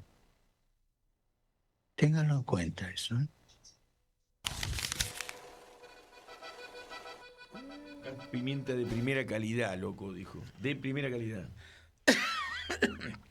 De primera calidad. Les convenía el gas pimienta en vez de ese dinero utilizarlo en la justicia social. No, que yo creo que quiso decir, el de primera calidad es distinto de los anteriores, porque ahora en la etapa del gobierno de Milei, ya en el gobierno de Macri, Patricia Bullrich compró un gas pimienta caro traído de Israel, a través de la Cámara Argentina Israelí, y es un gas pimienta espantoso que se te pega en la cara, no te lo podés sacar con las técnicas anteriores. Entonces yo creo que él sabía que estábamos, de lo que hablaba era de esto, ¿no? Sí, Del terrible. dinero Terrible. estaba en eso. Terrible. En La represión. verdad, pero bueno, ¿para qué reclaman? ¿Cómo van a reclamar? Claro. Si el salario de los trabajadores está por arriba de la inflación. Bueno, se han caído todos los indicadores en la Argentina en este tiempo. Él hablaba de la Argentina de hoy. De hoy, claro. No estaba hablando de Burundi o de Estados Unidos, sino que estaba hablando de la Argentina, pero ¿no? tenés que tener, la verdad, como decía el Papa, ¿no? Ahí, yo creo que por dentro pensaría otra cosa, no lo puedo decir, como pontífice no va a decir lo que podemos decir nosotros, pero tenés que ser muy hijo de puta para pegarle a un viejo, ¿eh? Sí, tenés que tener una saña. Tenés que tener una sangre de víbora, porque a ver, que me pegue a mí, y bueno, me pegaste un bastonazo, qué sé yo, viste, los negros siempre somos de hablar, y bueno, tenemos ese problema. Cuando sos negro y pobre, cagaste. Te discriminan en todos lados. Por ahí vas a hablar y dice, no, que no hable porque va a decir una barbaridad. Y por ahí está formado, ¿me entendés? Pero bueno, en este caso, la ministra, que no se formó en ningún lado, vos fíjate que son todos doctores ahora. Milei es doctor, Patricia doctora, pero en represión, ¿me entendés? En el hambre. Aprendieron para cagar gente. Claro, y el gas pimienta que compran, que no sé qué valor estará, yo creo que solucionaría el tema del hambre. Como en algún momento decían, el hambre es un crimen. Bueno, nos están exterminando. No solamente a los que no tienen trabajo, ya creo que a la clase trabajadora. Ya no hay... Todo es lo mismo para ellos. Hay una sola parte que es lo que más poder tienen, que son amigos, y después lo demás no existe. Vos fijate que hoy, lamentablemente me desvío un minuto, fue no sé quién a un canal de televisión y apareció de sorpresa el presidente porque era amigo. Ajá. Porque era amigo. Con Laje, mirá, claro, ese personaje siniestro. Una cosa de loco. Y hablan de economía y hablan de que bajó la pobreza. Yo te digo, vos que trabajás, y vos que trabajás en los comedores, bueno, yo por ahí no estoy tanto en los comedores, pero digo, ¿puedo creer que bajó la pobreza? No, para nada. No sé, por ahí yo estoy viviendo, yo como camino poco y tengo los vidrios, viste, polarizados, soy negro, no lo veo, pero ustedes que trabajan, vos que recorres, yo recorro provincias, pero no veo que la gente esté comiendo asado ni siquiera una vez por mes. No, carne vacuna. Vive en otra realidad paralela sería. Ayer la carnicera me dijo no se da cuenta. Y igual, más allá de el presidente, sino digo, toda persona que tenga algún cargo de diputado o lo que sea, me parece que tendría que tener idoneidad en el sentido de no hablar peyorativamente de nadie, ni zurditos de mierda, y esas cosas que me parece que chocan. ¿Qué viste con lo del gas pimienta de calidad que plantea el Papa? Porque estaba haciendo un cuestionamiento. Estaba haciendo un cuestionamiento que en vez de reparar los problemas de la pobreza, de la miseria y de la crisis que genera el ajuste, ahí no hay ajuste. El ajuste necesita gasto en política de seguridad para... no de seguridad en los barrios, ciudad ciudadana, sino de la seguridad del gobierno, ¿no? Del orden político que genera esa injusticia, ¿no? Sí, necesitan gastar en fierros. Claro. Pero también igual sigue diciendo como que hay que salir a la calle y hay que seguir peleando por nuestros derechos. Claro. No hay que callarse y a los abuelos mismo también invita, ¿viste? Jubilados que hablen y que es así, que hay que seguir en la lucha. Así es. Yo creo que... creo por ahí, estoy equivocado, pero me parece que corremos un tiempo, lógicamente, en el hospital diríamos un tiempo en coma, estamos en coma. No, estamos dormidos, pero no estamos dormidos porque... Creo que estamos dormidos porque todavía hay gente que escucho que dice, bueno, pero hay que darle un tiempo. Yo ya no le puedo dar más tiempo a este gobierno. A ver, no le puedo dar más tiempo. Una medicación que yo tengo que comprar, que ayer un compañero me ayudó, 70.000 pesos. Yo no le puedo dar tiempo. O está mi vida... Claro, ¿quién cuenta a la gente que muere por la falta de la medicación, de las cosas del cáncer, las cosas que son de verdad de vida o muerte, que... Faltan los insumos, faltan las cosas. ¿Por qué? Mirá, ¿Quién saca la cuenta de eso? ¿Por qué de eso no se habla? Desde octubre vamos a hacer con Gastón y con Claudio un informe de lo que está pasando en todo el país con el tema de la salud. Y se van a llevar una sorpresa. Porque aparte calculo que Gastón, secretario general de octubre, podremos llegar a la justicia haciendo una denuncia de todo lo que vamos a experimentar, que es muy duro, porque nadie lo denuncia. Arnold, hablando de que va a hacer una medición en todo el país con el Frente Sanitario de peso y talla, ¿no? Una campaña para poder mensurar después los daños y trastornos alimenticios, en el crecimiento, en el desarrollo cognitivo, que lo sabemos, porque nosotros vemos los barrios, la gente nos pide comida y cosas por el estilo, pero hay que fundamentarlo y construir los números. Digamos. Seguro. Dieguito, rematalo este capitulito. Decir que se escribe esta posición de Francisco en una tradición de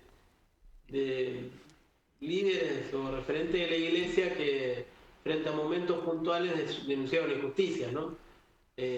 Carlos Mujica, Angelelli, que fue canonizado por Monseñor Romero, que cuando la represión en El Salvador era fuerte, se animó y le dijo a los milicos de bajo rango, no tiren, y los llamó a dejar las armas.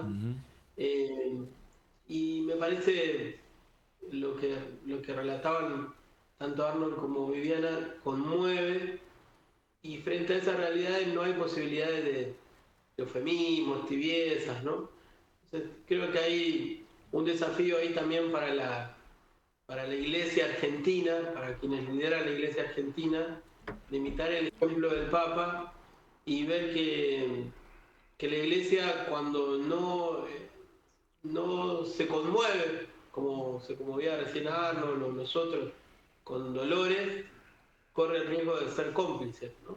Entonces me parece que una de las cosas para rescatar de Francisco es que no fue cómplice, que alertó, que habló de los adolfitos sin historia, decía él, que reclamó por los jubilados y que no buscó ninguna metáfora para decirlo, lo dijo explícitamente. Entonces yo creo que eso también es un dato importante. Si no hay exégesis posible que hacer frente a la injusticia, la represión, el hambre, el maltrato. Hay una posición que asumir y si no es clara, se corre el riesgo de ser cómplice. Muy bien. Che, tenemos entonces 3 videitos más y vamos a rematar con el final, que es cuando él pide y decide dónde ser enterrado. Pero en el 2, el 8 y el 10 son videos que están en punta, en ese orden, para hablar sobre cuestiones de género y otros temas que han traído mucho debate en la Argentina. Hay muchas más mujeres trabajando en el Vaticano, ¿no? Sí, y es necesario eso. El machismo es malo y a veces el celibato te puede llevar a un machismo. Un cura que no sabe trabajar con las mujeres, le falta algo, no está maduro. El Vaticano era muy machista todo, pero parte de la cultura, no es culpa de nadie, siempre se hizo así. Ahora están trabajando más. El Consejo de la Economía son 6 cardenales y 6 laicos. Los laicos, todos varones, por supuesto. Hubo que renovar y puse un varón y 5 mujeres. La cosa cambió así. Había que nombrar vicegobernador en el Vaticano. El gobernador es el cardenal Vergés, capacísimo. Y en vez de poner un vicegobernador, puse una vicegobernadora. Y él se siente mucho más ayudado porque resuelven. Las mujeres resuelven y resuelven bien. Una vez recibí a una jefa de gobierno, madre de familia, profesional, y después se dedicó a la política y le está yendo bien. Y le pregunté cómo había hecho para resolver un conflicto muy difícil que había habido en ese lugar. Nadie lo podía resolver y ella se las arregló para recibir. La respuesta fue esta, creo que puede ayudar mucho, sobre que es una mujer. Me miró, silencio. ¿Cómo hacemos las mamás? ¿Qué quiso decir? No sé. Pero como hacemos las mamás, resolvió el problema. Tienen otra metodología las mujeres. Tienen un sentido del tiempo, de la espera, de la paciencia diverso al hombre. Esto no hace disminuir al hombre, son distintos y tienen que complementarse. Somos todos hijos de Dios. Y Dios nos quiere como estamos y con la fuerza que luchamos cada uno por nuestra dignidad. El ser homosexual no es un delito. No es un delito. Sí, pero es pecado. Bueno, primero, distingamos pecado por delito. Pero también es pecado la falta de caridad con el prójimo. ¿Y vos cómo andás? Cada hombre y cada mujer tiene que tener una ventana en su vida donde pueda volcar su esperanza y donde pueda ver la dignidad de Dios. Y ser homosexual no es un delito, es una condición humana. ¿Usted cree que una mujer que fue violada tiene el derecho a no tener a su hijo, que es producto de esa violación? Mira, yo sobre el aborto digo esto. Cualquier libro de embriología, de esos que estudian los chicos en segundo año de la universidad, libro de embriología serio, se dice que al mes de la concepción, incluso antes que la madre se dé cuenta, está todo el sistema de los órganos ya dibujado dentro y el DNA está claro. Sí. O sea, es un ser vivo. No digo una persona, es un ser vivo. Entonces yo me hago una pregunta. ¿Es lícito eliminar un ser vivo para resolver un problema? Segunda pregunta. ¿Es lícito alquilar un sicario para resolver un problema? Y ahí está todo. De ahí no me vas a sacar, porque es la verdad.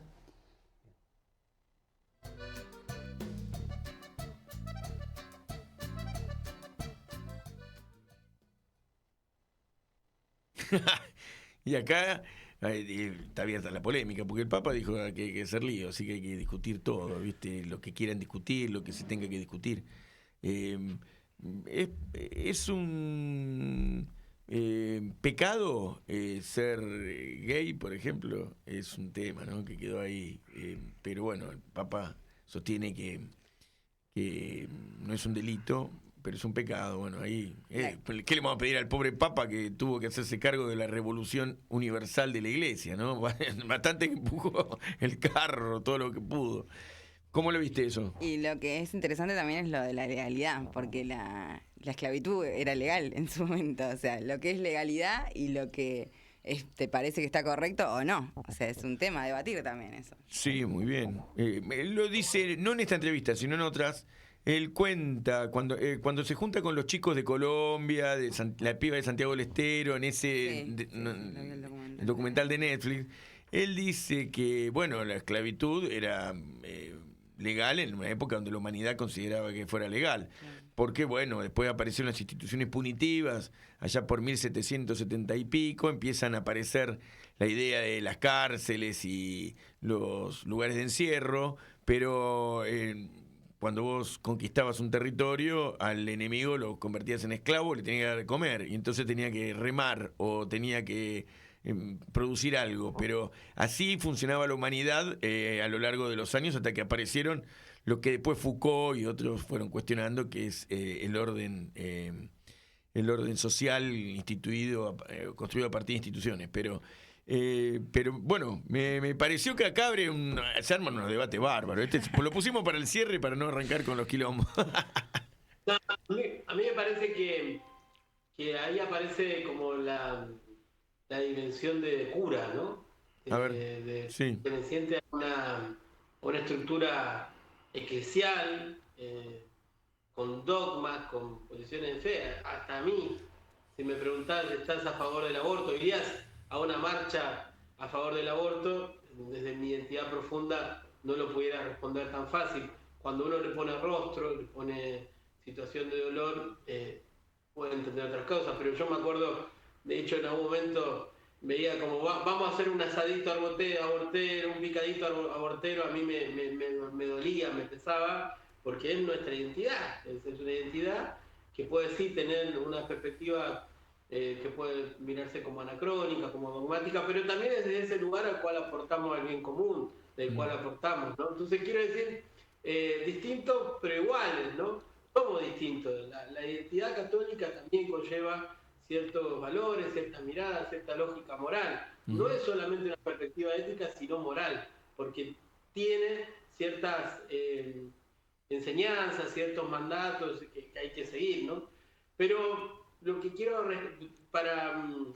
y ahí me parece que a veces es insalvable la discusión porque también uno se para y se afirma desde esa identidad. Pero la chica de Santiago del Estero en ese documental le dice, voy a la iglesia, somos un grupo de mujeres que somos de la iglesia y que estamos en una corriente, algo así que se llama derecho a elegir, ¿no? Algo por el estilo.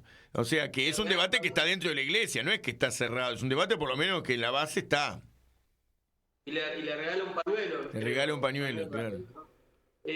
Pero hay tres cosas como para no extenderme mucho. Lo primero es muy pillo, ¿viste? Es muy pillo. Eso en toda lo que va viendo, esa picardía, ¿viste? Esa cosa, es genial. Porque lo segundo, es un tipo enamorado de la humanidad, de la condición humana. Viene enfrente al otro y lo configura y no puede decirle que no, ¿viste? Y esto le trajo quilombo hacia adentro de la iglesia. Además, como buen peronista, elige los acuerdos y no los desacuerdos, ¿no? Busca transitar los espacios de acuerdos que tiene con el interlocutor. Y lo tercero, ¿viste? Tenés que acercarte al micrófono. Hace unos días atrás visité a unos curas amigos y había uno que estaba con sotana y gorrito negro. Y yo le dije, che, ¿qué le pasó? No, ¿viste? Volvieron a ese lugar. Él tenía que velar por la unidad de la iglesia. Claro. La palabra él era potente, no podía haber llegado a una situación sismática. Algunos lo plantearon el sedevacantismo durante su gobierno, ¿no? Tuvo una crisis fuerte. Fue muy cuidadoso, creo que de hecho el haber mantenido la unidad de la iglesia es un gran valor, porque a pesar de todo lo que cuestionó, lo que reformó, lo que empujó, no logró que la iglesia no se rompa, al contrario, incluso hay algunas iglesias ortodoxas, orientales que se han sumado. La iglesia no es solamente la iglesia católica, que conocemos romanas, sino que son 23 iglesias más, que son las orientales, donde incluso en el rito oriental hay algunos sacerdotes casados. Pero lo que quería decir es, lo que no puedo decir con palabras lo dijo con gestos.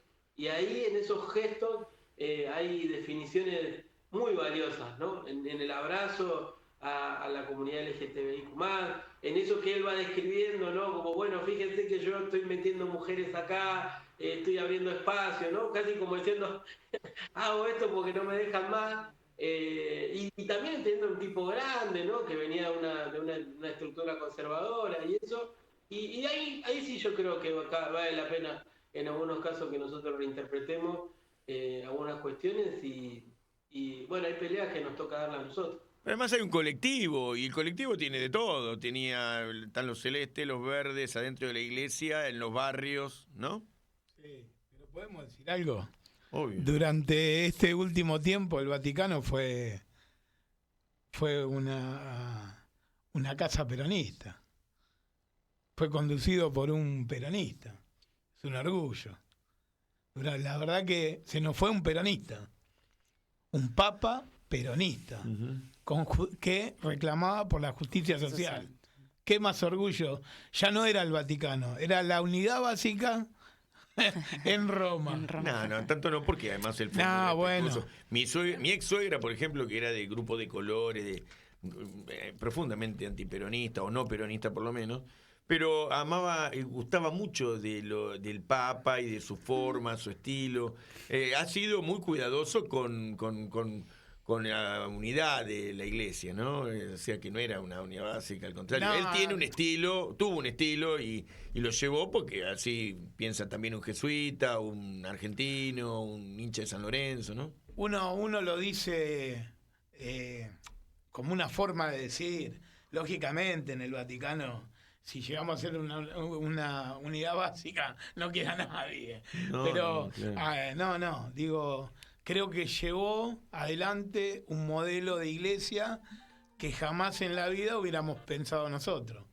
Yo no lo hubiera pensado.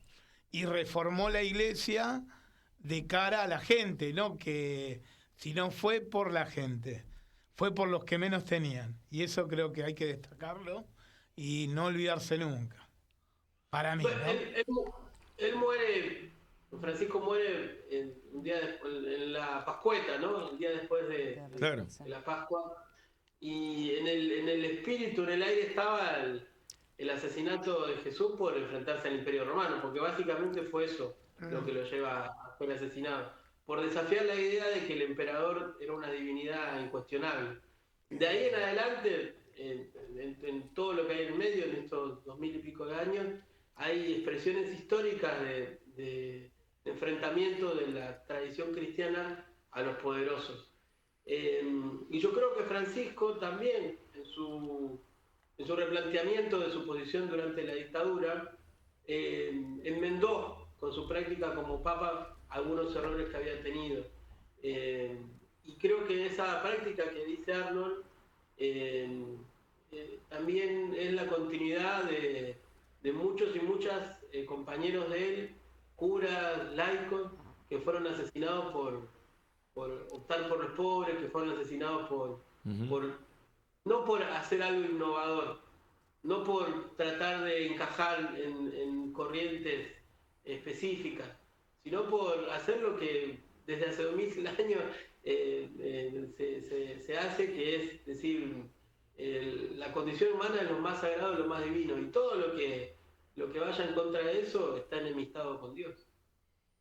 Hablando de la condición humana y de la amistad o enemistad con Dios, o la vuelta a su regazo, vamos a ver dónde eligió, o su confesión alrededor de dónde eligió ir a descansar el Santo Padre. Está, creo que es el último que nos queda, y es el número 5. Y uno tiene que prepararse, ¿no? Estuve con el ceremoniero preparando el rito de los funerales del Papa, lo simplificamos bastante. que sería, bueno, digamos, es feo decirlo, pero que está como haciéndole el próximo enviado. Había que hacerlo, bueno. Un poco raro. El ritual lo estrenó yo.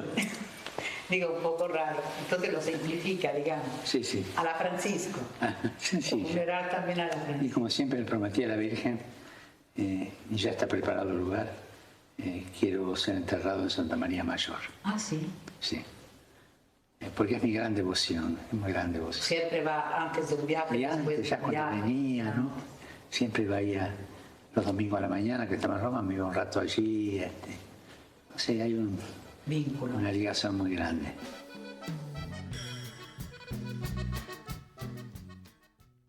Buenísima la musiquita que le puso Gabriel Ocampo a cada uno de los videos, por lo menos algunos, ¿no? ¿Querés, Vivi, vos que fuiste, vos sos de una familia migrante o con algún arraigo en la cosa brasilera, supongo, porque tu apellido portugués tiene que estar relacionado con Uruguay. Con Uruguay, ahí está. Y el negro Arnold, también afrodescendiente, peronista, como se mencionó recién, yendo ambos de la izquierda al peronismo. Vamos a regalarles a ambos 2 videos. Diego, ¿qué te parece? Un video es sobre el video número 3, la comunidad migrante, y el último, y así nos vamos, la homilía del Papa sobre el fallecimiento de Néstor Kirchner. El Papa Francisco nunca ocultó su apoyo a la comunidad migrante. As the son of an immigrant family. El presentarse en la Casa Blanca como el hijo de una familia migrante inspiró a una generación que no ha dejado de luchar por los derechos de sus padres. Ellos son ciudadanos, nacieron en Estados Unidos y sus padres están en peligro de ser deportados a El Salvador. En octubre de 2018, un grupo de jóvenes cuyos padres son beneficiarios del estatus de protección temporal o TPS se armaron de valor y viajaron a Roma con una misión especial. Pues esa misión fue para ir a reunirnos con el Papa y pedirle el apoyo para que nos apoye en el TPS. El Vaticano estaba de fiesta por la canonización del Monseñor Romero, un evento histórico sobre todo para los salvadoreños. Los jóvenes fueron pacientes pero estratégicos y el encuentro se dio. Papá, le pedimos que nos apoye en la lucha del TPS, que venga con los hijos de los tepecianos al Congreso en la frontera. La camisa del TPS. Esta camiseta del TPS. Somos parte de la lucha de los inmigrantes en los Estados Unidos. Sigan luchando, ¿eh? Gracias, papá. Había un montón de gente, estaba tan... Yo ni creía que todo esto era real de verdad. Y entonces cuando estaba pasando todo, como que mi mente se me bloqueó y no estaba pensando nada, solo estaba viendo lo que estaba pasando, pero yo me recuerdo que él estaba pasando entre nosotros. Y no es para menos. El Papa le dio la mano a cada uno, les aceptó sus cartas, les recibió la camiseta de lucha que los caracteriza y les dio un mensaje que marcó sus vidas. Migrar es un derecho humano, ¿está claro? Sí. Y nadie lo puede impedir. Sí. Ahora nos sacamos una foto juntos. Joseph solo tenía 11 años al momento que conoció al Papa Francisco y nunca había viajado. Nunca había salido afuera del país y para decir que mi primera vez fue ir a Roma a conocer al Papa fue algo bien impactante para mi vida. Han pasado 8 años y Joseph sigue luchando por sus padres. Por eso, esta mañana, al oír de la muerte del Papa Francisco, no pudo evitar sentir mucha tristeza. Hace tanto tiempo que estamos luchando con esto que es difícil ver a alguien que nos soportó y que nos ayudó ya no estar con nosotros, ¿verdad? Y fue tan impactante ver a él en persona y hablar con él un poquito y ahora decir como que como ya no está. San Romero los ayuda. San Romero. ¿Y vos que jugaste al fútbol? Sí. los que lo acompañaron más de cerca, su familia que él creó, y sus amigos y sus compañeros de militancia, también sienten el desgarrón de su soledad y rezan por él. Pero es precisamente el pueblo quien tiene que claudicar de todo tipo de postura antagónica para orar frente a la muerte de un ungido por la voluntad popular. Durante 4 años fue ungido para conducir los destinos del país. Se claudica de todo y se reza. Y hoy estamos aquí para rezar. ¿Por quién? Por un hombre que se llama Néstor, que fue recibido por las manos de Dios y que en su momento fue ungido por su pueblo. Hagámoslo todos juntos.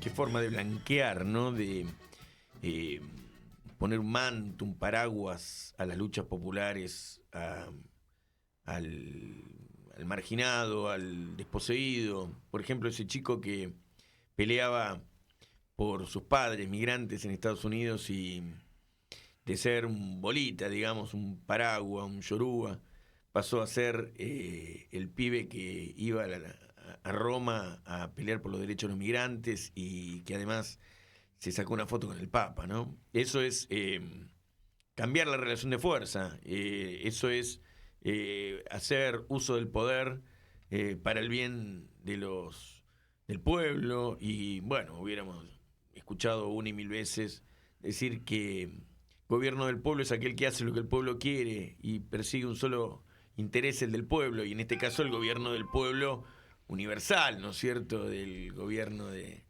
la primera magistratura del pueblo católico. Así que hay que poner también en este caso algunas tesis del manual de conducción política, en el sentido de que seguramente el Papa estuvo ungido con el óleo sagrado de Samuel, hubiera dicho el general Perón. ¿Cómo lo viste, Dieguito? Dice, frente a la muerte de alguien, hablaba de Néstor, ¿no? Dice, bueno, podríamos decir, no se pelea, se reza, ¿no? Y a Francisco, desde la perspectiva religiosa, lo unge en Dios, ¿no? Los cardenales eligen, pero por inspiración divina del Espíritu Santo. Y me parece que lo que queda claro hoy es que también fue ungido por el pueblo. Alguien que no fue votado, que no fue elegido por la gente, hoy claramente fue reafirmado en ese lugar y encarna algo que para aquellos que creemos es muy valioso, que es la síntesis entre Dios y el pueblo. Y por eso es que nos duele tanto, ¿no? Porque durante este tiempo sentimos que Dios pensaba en lo que nos pasaba en los ojos cuando nos tiraban gas pimienta, porque durante este tiempo Dios parecía que se preocupaba por el viejo migrante de este pibe, por los deportados, ¿no? Eso es lo que se va a extrañar de ese Dios, porque Francisco nos arrimó a ese Dios. Yo creo que hoy eso está en los barrios, está en nuestra gente, estas lágrimas que contenemos son las mismas lágrimas que nos genera cuando uno llega y alguna doña nuestra está haciendo el milagro de la solidaridad, y es eso, es alguien que eligió parecerse a nosotros y nos mostró el rostro más lindo de nuestra propia humanidad, pero también el rostro más cercano, más tangible de un Dios que es el que nos da fuerza para seguir peleando contra las injusticias. Negro.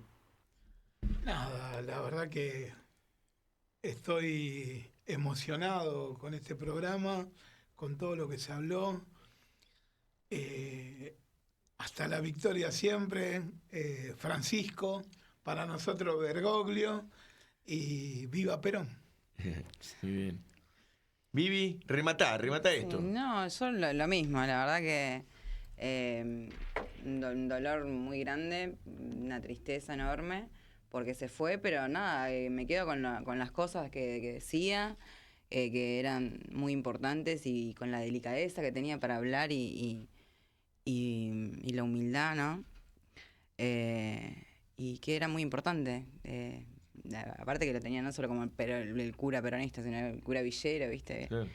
Pero eso, que estar de parte de los humildes y pelear y hacer lío. Así que nada, eso, hasta la victoria siempre.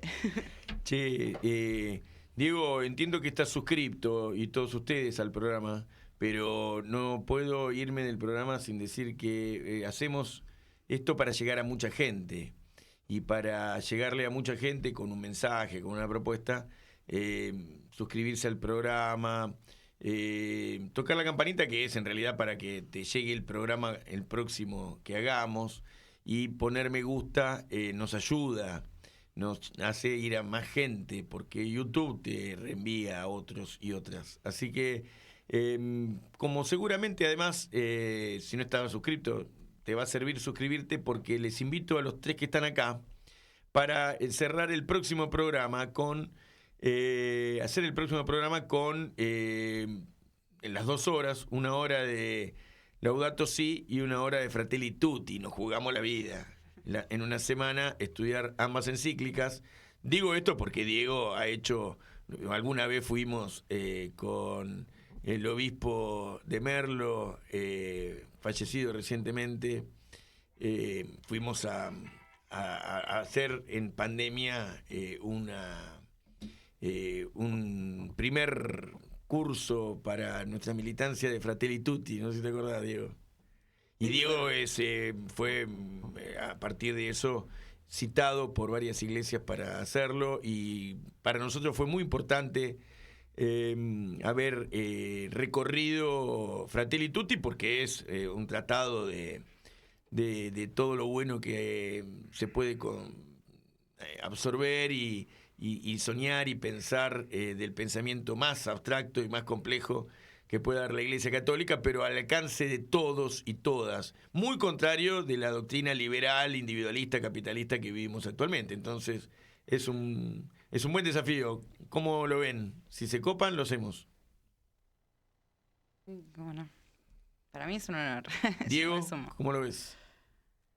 Sí, y porque además es Arnold, ¿viste? Es Viviana, son los nuestros. Nosotros, ¿por qué nos vamos a extrañar tanto al Papa? Porque está hecho de esa fibra de nuestros compañeros, nuestras compañeras. Así que para nosotros hablar de eso es poner en palabras, en términos concretos, reflexivos, lo que hacemos todos los días, y es más, lo que algunos de nosotros y nosotras, los mejores, que son los que están en el lugar más doloroso del humano, hacen todos los días.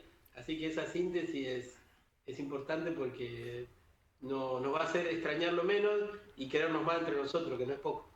Espectacular. Así que ya quedamos entonces. Fue un sí de los 3. Lo tomo como tal cosa. Y como todos los que están acá mirando, y si no se suscribieron, se van a terminar suscribiendo. El próximo programa nos tiramos a la pileta con estas 2 encíclicas. Y vamos a citar, por ejemplo, por supuesto, a sacerdotes y gente de la calle que quiera hablar sobre estos temas. Vamos a ver cómo lo organizamos. Un fuerte abrazo para todas y todas. Radio con Aguante. Piezas de realidad.